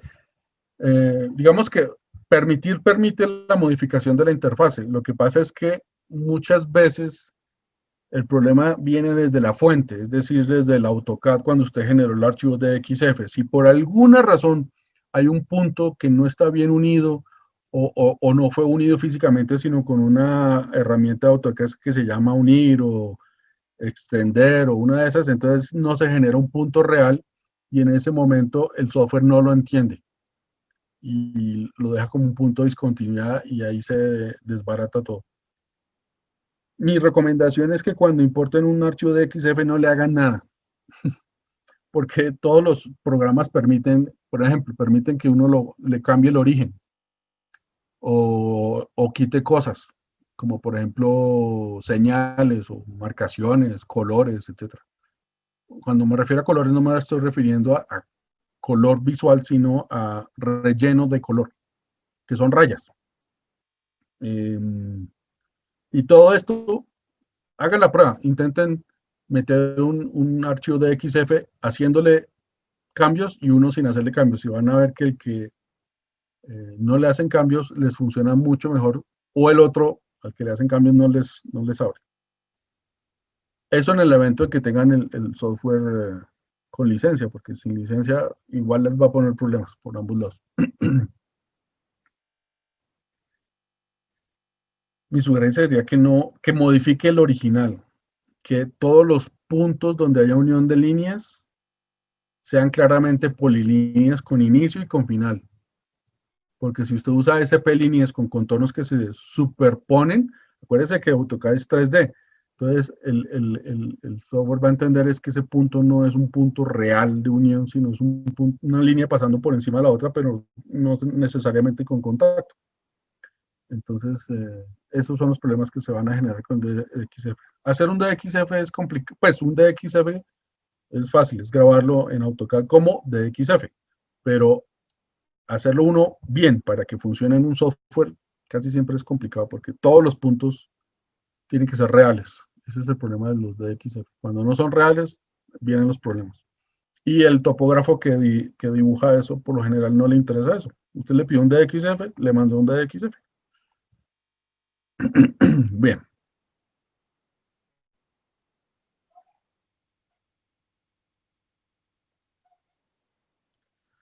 Aquí hay una pregunta que no entiendo. Juan Carlos me pregunta que sí me refiero, ya que si uno analiza en estado natural y cuando se cambia la relación de talud que uno quiere dar, es difícil hacerlo, resulta mejor crearlo uno punto por punto. Bueno, no entendí muy bien, pero eh, cuando uno dibuja el AutoCAD en DWG, eh, acuérdense que AutoCAD tiene muchas herramientas para crear formas, como por ejemplo extender una línea. Entonces usted tiene dos líneas que no están unidas y le dice extienda esta hasta esta. Cuando usted hace eso, el punto de unión entre las dos en AutoCAD es real, pero en un DXF, cuando llega al software, no es real. Entonces, todas esas eh, SP líneas que llaman allá en AutoCAD tienen fronteras supuestas o fronteras de contacto supuestas, no coordenadas reales.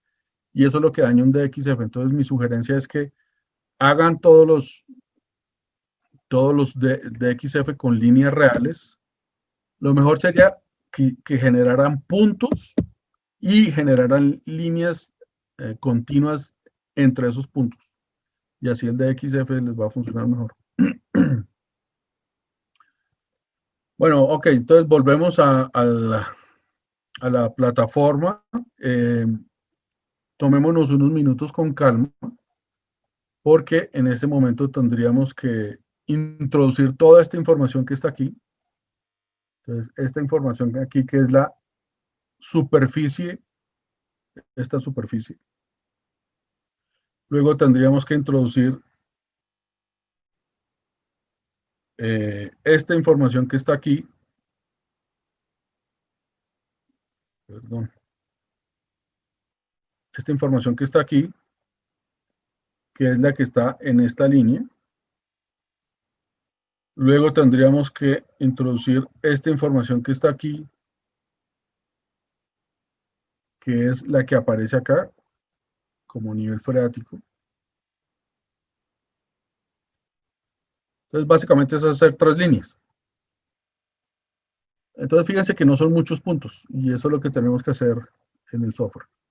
Yo sé que hoy aún en ICC no les han entregado ni la presentación ni los archivos de soporte que les estoy mostrando, pero pues una vez hagan su proceso inscripción y terminemos la clase de hoy, eso les va a ser entregado porque la clase de hoy aún es gratuita, entiendo. Entonces vamos a entrar. Yo voy a dejar esto al lado un poquito. Voy a reducir el tamaño aquí de esto, pues como para tener la información a mano.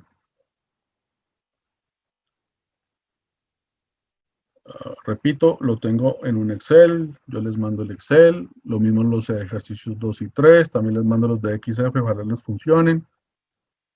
Hay 3 formas de entrar el deck. Bueno, ya les muestro eso en la plataforma. Entonces ustedes instalan el programa, de Windows 10 lo deja en la G de lista de programas, en la lista aparece Geoslove 2019 español, a ustedes les va a aparecer el 2020. El 2020 tiene una cosa muy bonita que es el tema de manejo de, pues este lo tiene, solo que el del 2020 es más eficiente, que es la aplicación Terreno, por aquí está al final, Terreno, esta aplicación, en esa aplicación ustedes crean capas de suelo, o sea, generan una litología con superficie, aquí también se puede, con profundidad de estratos, con todo eso. Y ustedes simplemente le dicen, en ese mapa tridimensional, ustedes dicen, aquí quiero hacer un muro. Entonces, pum, se abre, saca el corte y ustedes simplemente lo que hacen es diseñar el muro. Entonces, digamos que a medida que ha aumentado el proceso de diseño del software, cada vez es más eficiente. Y en 2020 lo maneja mucho mejor que en 2019. Eso es todo. Las diferencias no son muchas. Por ejemplo, en Zapata es la misma cosa desde hace 10 años, en Pilote CPT la misma cosa desde hace 8 años. Sí, las diferencias no son grandes. Bien, entonces aquí hacemos o seleccionamos este programa de estabilidad de taludes. Perdón, yo cierro aquí para que ustedes puedan ver qué es lo que pasa. Entonces se abre el programa y lo primero que les va a avisar es que este programa es un programa de prueba, una versión demo, que les permite hacer cálculos, sí, usar las aplicaciones, sí, pero hay muchas cosas que, ahí solamente dicen que no va a poder ser guardado ni imprimir ni exportar, pero pues hay muchas más restricciones. El software es, bueno, rápidamente, tiene apenas 5 menús importantes, la ayuda. Bueno, aquí en ayuda hay manuales y videos tutoriales para que ustedes profundicen un poquito. Esto simplemente los lleva hacia la página principal de Find Software. Aquí la configuración, ya hablaremos de eso. En configuraciones básicamente es la teoría de cómo voy a hacer el análisis. Ejemplo rápido. ¿Cómo son las fórmulas de Felenius? En el caso de talud. O cuáles son las formas en las que voy a calcular todos mis esfuerzos y mis fuerzas y momentos. El de salidas, pues obviamente aquí no va a funcionar. Pues ahí están las 5 opciones, pero ninguna va a funcionar. Y esta lista que está en el menú de entrada es exactamente la que ustedes ven a la derecha, más otras cosas que están a la derecha. O sea, ahí se agrupan 3 menús que estamos viendo en este momento. Y los 2 menús, archivo y editar, pues son menús típicos que ustedes deben estar muy acostumbrados del formato Windows. Ahí no hay gran diferencia. Una de esas opciones es el menú importar. Entonces aquí lo voy a hacer, intentar, por ejemplo, voy a importar un DXF, le pregunta cuál de las 3 formas. Usualmente uno usa la forma planilla, él le pregunta dónde está el archivo, aquí está el archivo, entonces, por ejemplo, yo lo voy a escoger, cojo el archivo tal, que es uno de los ejemplos que les he mandado, y él ya me plantea aquí la superficie. Entonces, esa superficie tiene muchas rayas que no son reales, ¿sí? Parece más una malla de elementos finitos que un DXF para taludes. Pero yo le puedo quitar cosas. El problema es que cuando se las quite, como les decía, esos puntos que desaparecen dejan la continuidad de las líneas incompleta y va a generar problemas. Si yo le doy OK ahí, puede que funcione mejor y puede que no funcione. Pero, por ejemplo, solo para que ustedes lo miren. Material. Puedo quitar el material y entonces ya, ahora sí veo tres capas de suelo.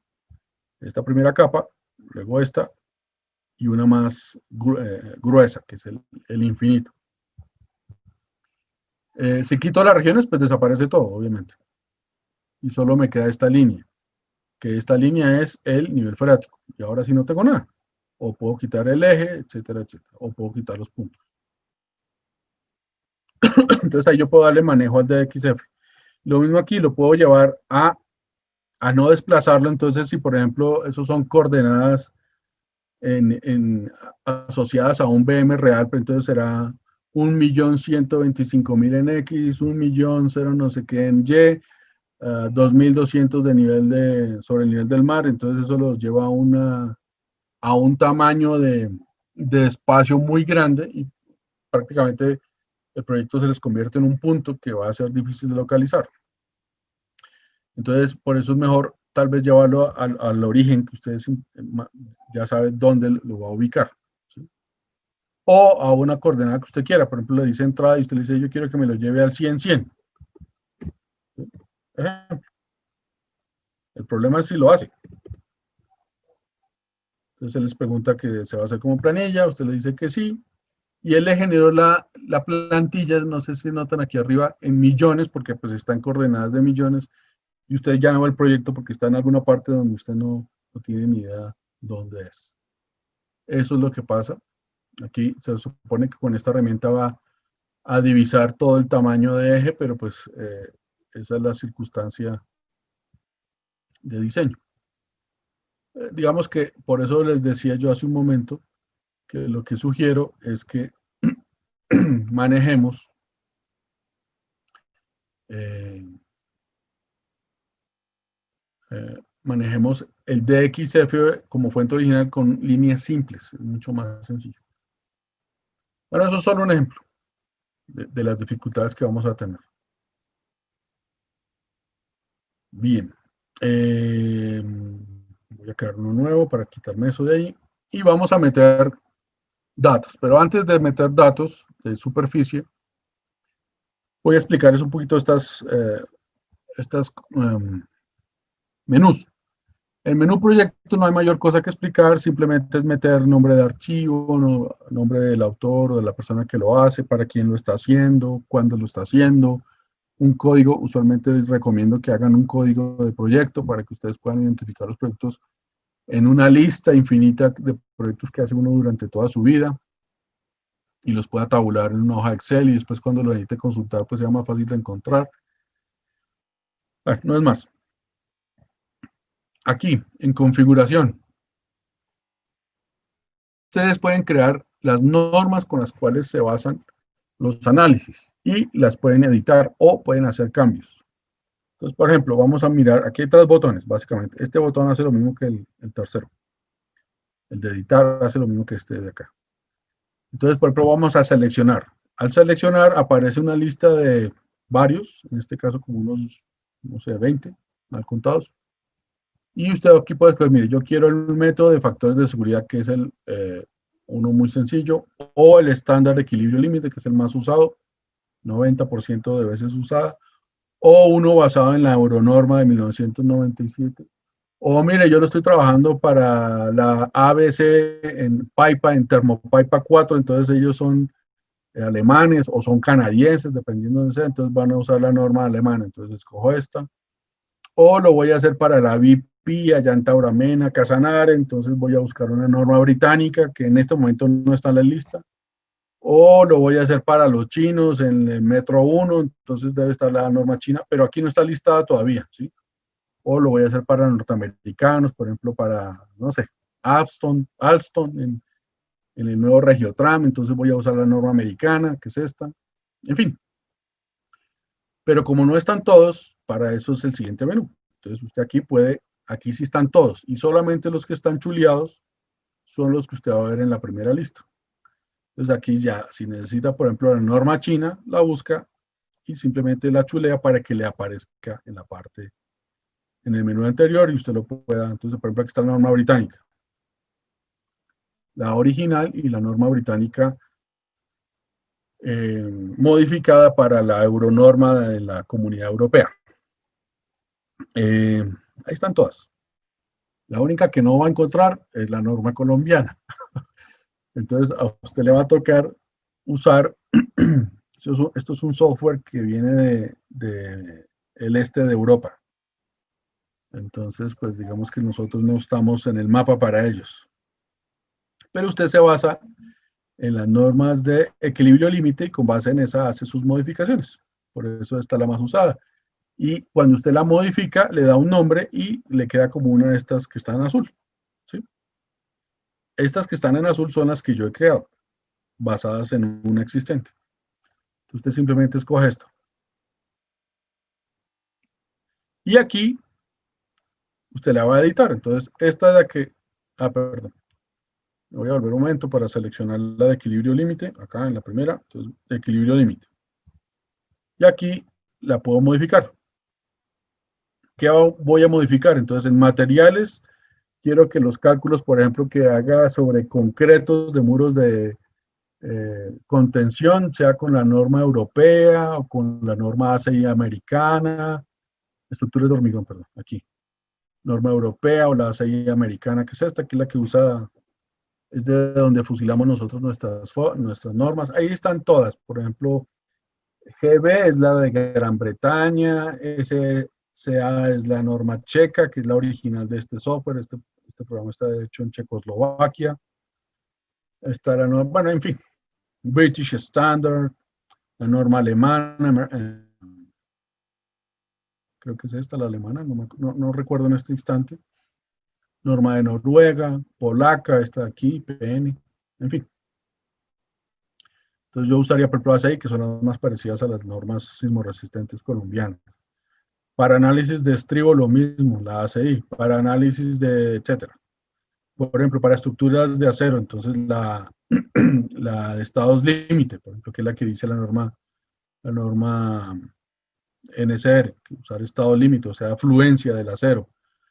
Para mampostería, en fin, lo que usted necesita. Y para estabilidad de taludes, usted va a la pestaña de estabilidad de taludes y le dice, mire, ¿cómo va a ser el análisis sísmico? ¿Estándar o con alguna norma? Entonces, por ahora estándar, ya les voy a explicar las diferencias más adelante. ¿Y cómo va a ser la verificación de los factores de seguridad? Entonces, LSD significa factores de seguridad. ¿Cuáles son los factores de seguridad? Pues los que están aquí. Entonces, situación diseño permanente, situación de diseño transitoria, situación de diseño accidental y situación de diseño sísmico. Es decir, es un juego de 4 factores de seguridad distintos. Les doy un ejemplo. Permanente es cuando usted va a hacer una obra y esa obra va a existir hasta que llegue algo y borre la obra. O sea, tiene muchos años de vida útil. Transitoria es, por ejemplo, cuando usted hace un muro de contención que muy poco tiempo, me estoy hablando de un año después, lo va a quitar. Ejemplo, muros de sótano. Cuando usted va a hacer sótanos en varios sótanos en un edificio, sótanos de parqueaderos, primero hace unos muros temporales mientras hace las excavaciones, unos muros de tipo trinchera mientras hace la solución final. Entonces, los factores de seguridad son diferentes. Accidentales, por ejemplo, es muros que usted usa en transitorios para sostener. Por ejemplo, una obra va a hacer una excavación y hay una casa al lado y la casa puede caerse si uno no la apuntala o la sostiene con algún murito o algo. Entonces usted tiene un factor de seguridad más sencillo para esto, para que no vaya a haber problemas de costos o sobrecostos. Entonces, puede generar diferentes escenarios y otros parasísmicos. Entonces, en el caso de Colombia, no, acuérdense que esto es el caso eh, norteamericano o de ecuaciones de, usted puede modificarlo, entonces va aquí a diseño permanente y usted dice que la fricción interna no va a ser de 1.1, sino por ejemplo de 1.25, que la cohesión va a ser de 1.5, que el de estabilidad de construcción va a ser 2 o 1.5, sí, depende de si estaba usando el CSP, o sea, el Código Colombiano de Puentes, o está usando la NCR, entonces esto variará con eso. En ambas normas usted va a encontrar esa lista de datos. ¿Sí? O si no le gustó este método, porque estos son factores multiplicativos de las fuerzas, ¿no?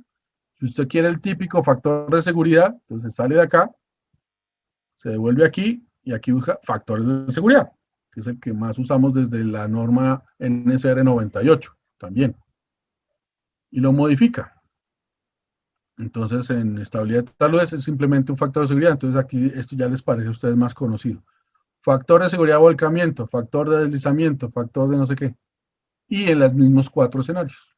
Entonces, por ejemplo, en el diseño sísmico, el factor de seguridad de equilibrio límite o FS es para pseudostático es 1,05 según la NSR título H5. Entonces, usted mete ese dato ahí. Para deslizamiento es 1,05 para todos. 1,05, eso dice la H5 de la NSR. Y aquí sería 1,5 para el factor de equilibrio límite, 1,5 para deslizamiento o 2, porque la NSR 98 usaba 2. Esta es un poco más flexible. Y cuando vaya, por ejemplo, a muros, en alguna parte dice deslizamiento, volcamiento y cambia también es un factor de seguridad. Bueno, en fin, eso es en general, para que cada uno lo tenga en cuenta.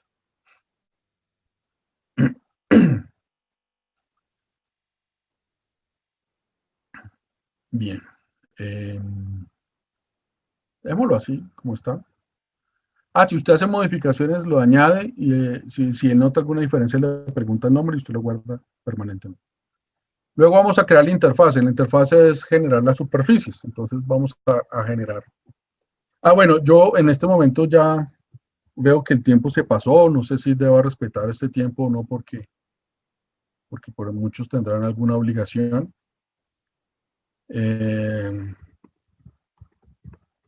Y yo debo viajar ahorita más tarde. Entonces, si les parece, les invito a que de aquí al martes, y no se trata que no vayamos a hacer el ejercicio, sino de aquí al próximo, perdón, jueves, hoy estamos a martes, hagan el ingreso de los datos. Por ejemplo, aquí lo voy a hacer muy rápidamente, de algo más sencillo, o de una vez de la superficie que ya tenemos. Entonces voy a crear puntos manualmente y le voy a dar las coordenadas. 0, 35, añadir. La siguiente, 5, 36, añadir. Siguiente, 10, 37.5, añadir. Fíjense que es muy rápido. 15, y si usted es muy hábil con el teclado, pues más rápido va a ser. 20, 37.7, bueno, no tan hábil.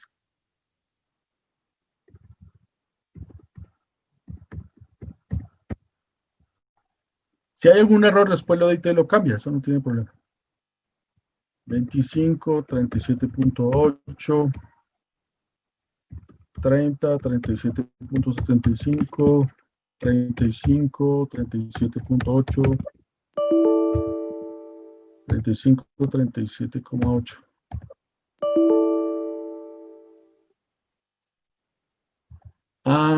Ya me salí del rango, tengo que aumentar el rango. Entonces, bueno, voy a dejar por ahí por ahora, ahorita metemos más. Entonces, lo que pasa es que el rango me está diciendo que, ¿dónde está el dibujo? Aquí está. Este botoncito que está aquí a la izquierda, que se llama escalar, les permite ver todo lo que ustedes han dibujado, ¿sí?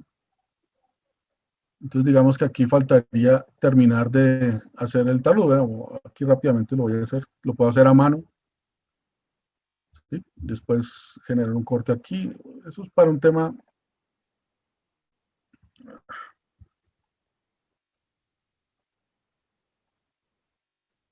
Perdón.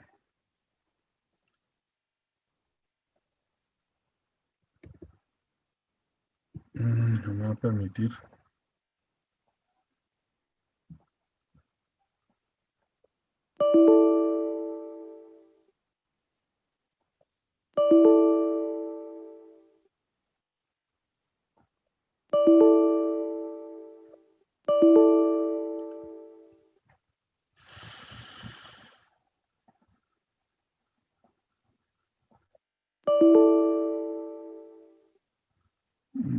¿Qué dato no me está dejando hacer nada acá? Bueno, ¿saben qué? Para mí es más fácil, por ahora, eliminar este punto y continuar. Bueno, entonces vamos a suponer que continúo aquí y luego termino acá otra vez.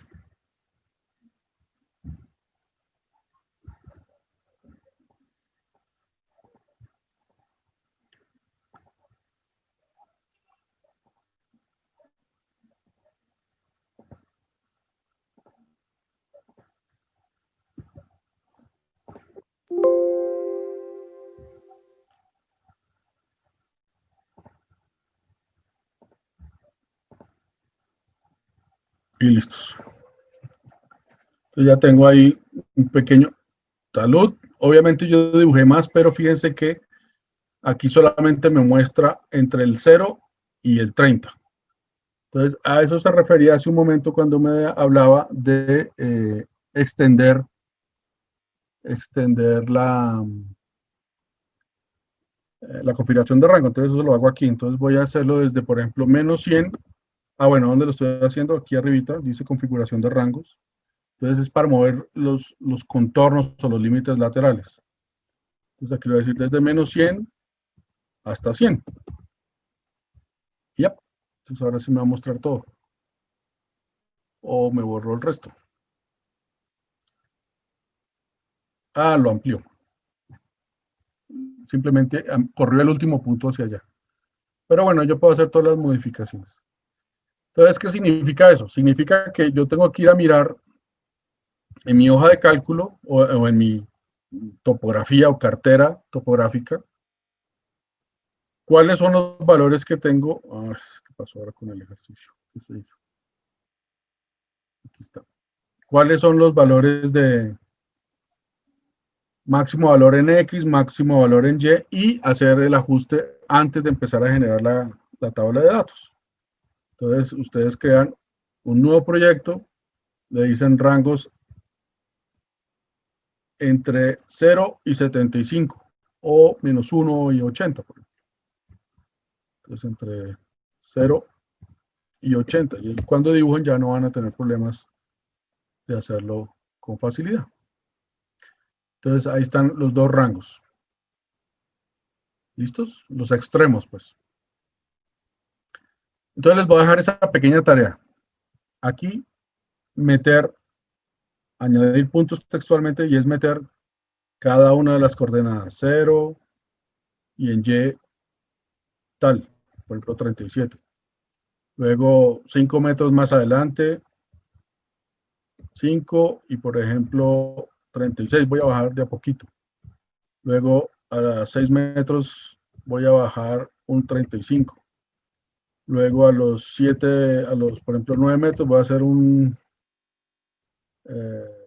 escalón, 35.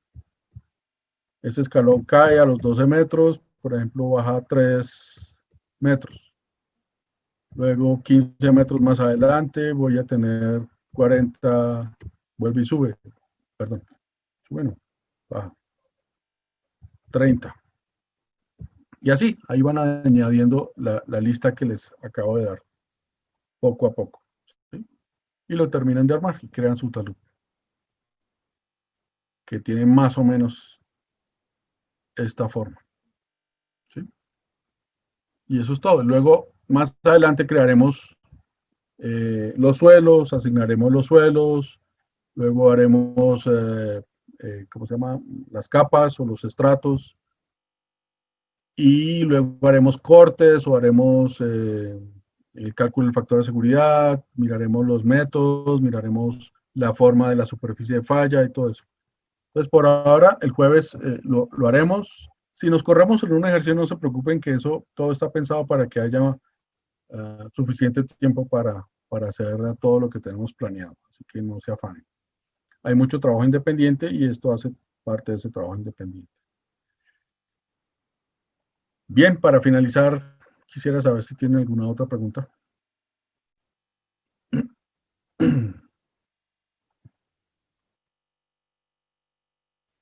Me piden que los datos para que un pantallazo de los datos, ahí están.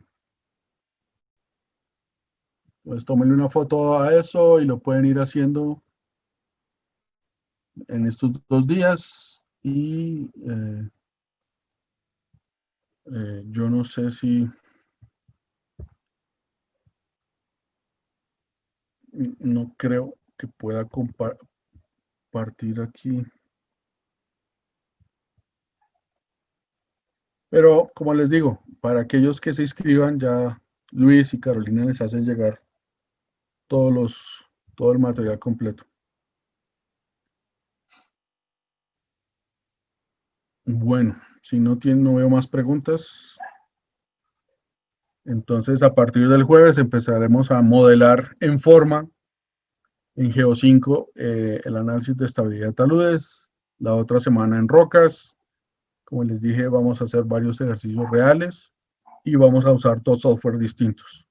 Ya la otra semana tendremos más actividad, menos charla o menos teoría, mejor, porque charla siempre habrá.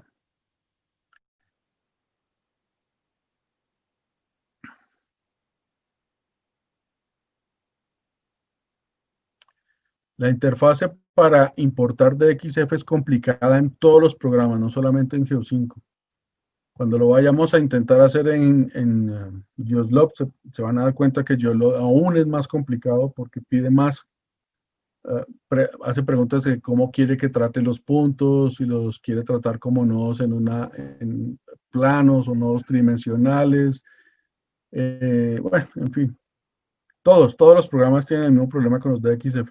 Y es por lo que les digo, DXF es apenas una fotografía superficial de líneas, pero si las líneas están mal creadas, igual no les va a funcionar en ningún programa. Me preguntan que si vamos a modelar deslizamientos con elementos finitos, la respuesta es sí. Como les mencioné al final, vamos a usar un programa que se llama Sigma en la última clase para que ustedes puedan ver cómo son los esfuerzos y las deformaciones en un talud desplazado o con movimientos, pues, o con deslizamientos. Pues, obviamente, si yo le voy a poner un talud de condiciones paramétricas perfectas, pues no va a haber desplazamientos, pero obviamente eso depende de los parámetros que usemos. Pero obviamente el ejercicio va a ser algo que sea visible. Ese mismo talud lo vamos a modelar en un programa que se llama Quake para simular un sismo y para ver cómo se mueve, como cuando ustedes ven un péndulo moviéndose, cómo se mueve un talud en un sismo, tal cual. Bien, entonces, GSLOC también tiene versión... no, esa no es versión demo, sino versión trial. Versión trial tiene una pequeña diferencia y es que le deja a usted hacer absolutamente todo, pero por 30 días. Y usted necesita de todas formas una clave o una licencia, solo que la licencia es de 30 días. Luis y Carolina se encargan de que ustedes tengan esa licencia, pero por 30 días, por el tiempo del curso. Ya después de eso, la licencia caduca.